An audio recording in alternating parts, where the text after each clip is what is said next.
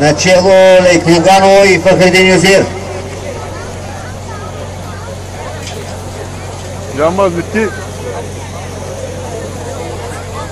Поп-рок с Джуниет Мустафа, мисля, че е на втора позиция.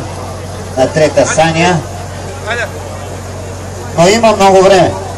Публиката, дръпнете се, много ви моля. Сега ще ги наредиме хубаво.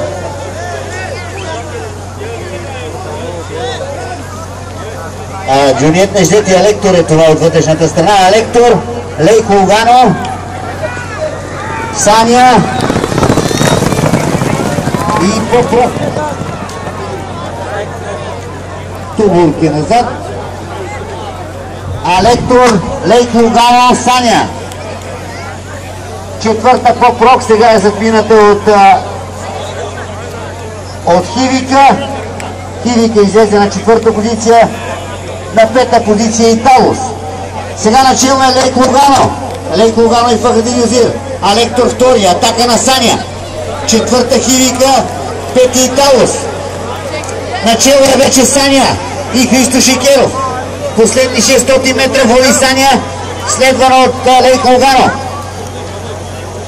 Междувременно Италус, рекордьора на България, излезе на трета позиция. Сега атакува второто място с Лейко Лугано. Саня, Лейко Лугано и Италус.